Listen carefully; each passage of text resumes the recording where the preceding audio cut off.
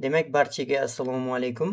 Bugungi videorolikimiz mana shunaqa kontent tayyorlash, ya'ni sun'iy intellekt yordamida mana shunaqa shorts videolarni tayyorlashni o'rganamiz. Bizni ko'rsangiz 25 million, 20 million, 9 million shunaqa katta-katta prosmotrlar olyapti.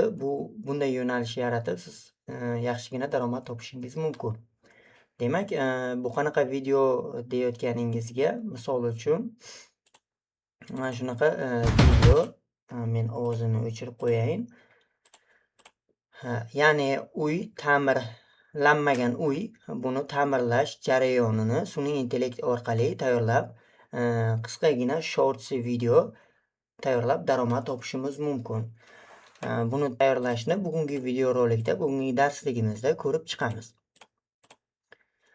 Demak, dastlabki qiladigan ishimiz bizda masalan sun'iy intellektda mana shu promptni tashlaymiz. Bu promptni Telegram kanalimizga tashlab qo'yaman. Bu promptni tashlagandan keyin bizga 10 ta ideya beradi, ya'ni 10 ta g'oya beradi. Birontasini tanlab olamiz. Misol uchun 3 ni tanladik, ya'ni 3-kategoriyani tanladik. Va ChatGPT bizga mana shu 3-ideya bo'yicha barcha kerakli rasm uchun promptlar, video uchun promptlarni yaratib beradi. Biz nima qilamiz? Keyingi qadamda biz Flow AI degan sun'iy intellekt bor. Mana shu intellektga kirib olamiz.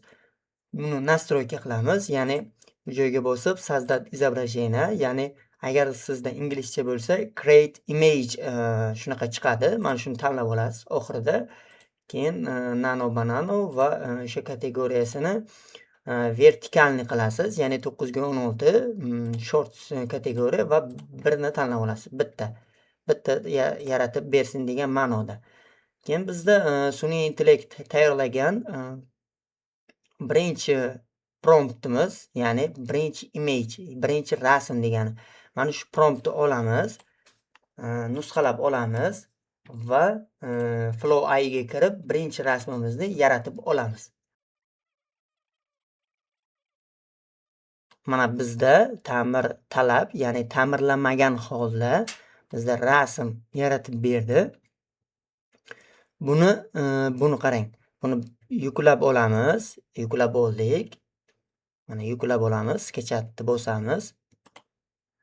Keyin add to prompt, ya'ni mana shuni davom etir degan ma'noda bosamiz, davom ettiramiz, ya'ni rasm tanlab olinadi pastda va ikkinchi imageni bosamiz. Bizda ikkinchi rasmimizni tanlab oldik. Mana tanlab oldik. Mana ikkinchi rasmimizni promptini nusxalab oldik va bu yerga tashlaymiz.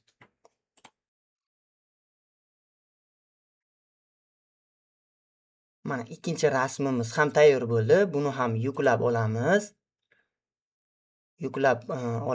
Va yana add to prompt, ya'ni mana shu rasmni tanlab turib yana prompt 3-rasmini tayyorlaymiz. Bu nima uchun kerak? Bu mana shu xona o'zgarmasligi uchun mana shu joyni bosamiz. Ya'ni mana shu xonada ish faoliyati yuritiladigan ma'noda mana shu add to prompt, ya'ni shu rasmga obyektlari saqlangan holatda bo'ladi.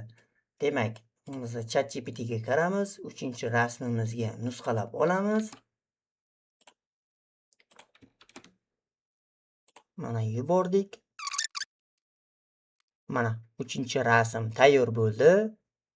Buni ham yuklab olamiz va 3-rasmni ham tanlab olamiz. Mana tanlab oldik.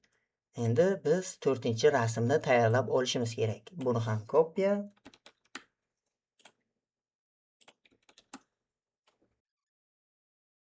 Demak, yakuniy natija. Demak, bizda mana oxiri tayyor bo'ldi 4 rasm.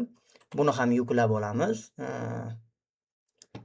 Yuklangan rasmlarimiz orqali biz hozir video yaratamiz. Videoni ham mana shu sun'iy intellekt orqali tayyorlaymiz. Biz hozir internet ozgina sustroq ishlayapti. Demak, bizda 4 ta rasm mana yuklab olindi. Endi biz navbatda, ya'ni video yaratishni bosamiz. Video za kadrimni bosamiz, ya'ni video po kadrim, ya'ni rasm orqali video yasash degan ma'noni bildiradi. Birinchisini tanlaymiz.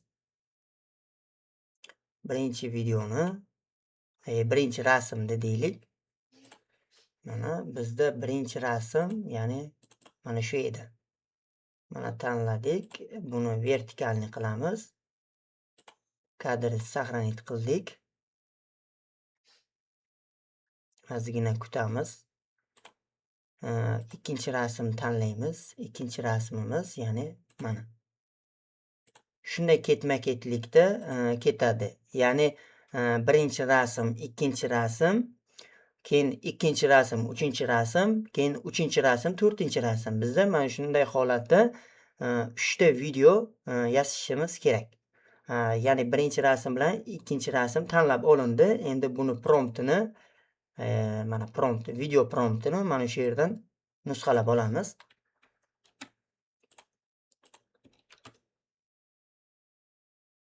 Yubordik. Xo'sh.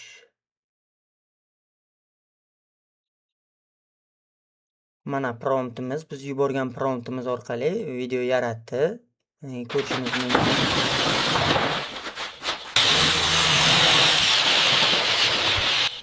Davom ettiramiz. Ya'ni ikkinchi rasm bilan, mana ikkinchi rasm bilan uchinchi rasmni tanlab olishimiz kerak. Bu birinchi rasmimiz yuklandi. Mana 1 2 uni uchinchi rasmni tanlab oldik. Endi promptga qaytamiz. Bizda birinchi video uchun prompt, ikkinchi video uchun promptni olamiz. Yuboramiz va ozroq kutamiz. Demak, bizda ikkinchi kadrimiz, ya'ni ikkinchi kadr videosi tayyor bo'ldi.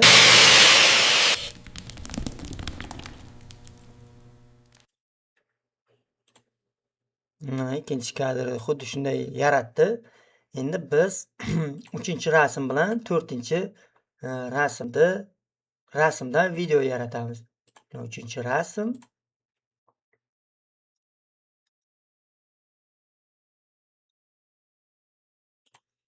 Endi esa 4-rasm.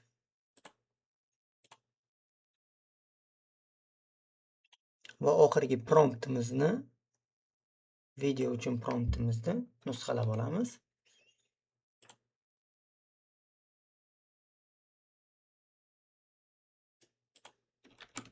Va kutamiz. Demak, oxirgi kadrimiz, ya'ni 3-videomiz tayyor bo'ldi. Buni kutamiz. Yana qanday bo'lganini,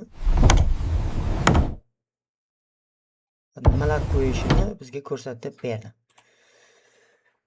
Mana bu videolarda esa biz yuklaymiz hammasini 3 ta kadrda.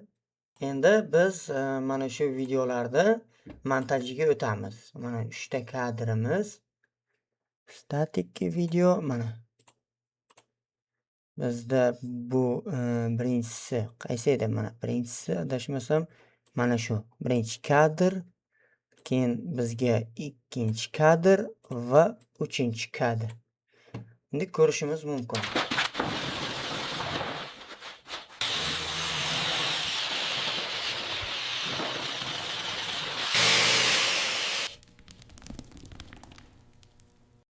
Demak, bu o'zlaringizning xohishlaringizga bog'liq. Video qanday musiqada yoki sound effekt qo'yishingizga. Demak, qisqa video roligimiz mana shu yerda tugaydi.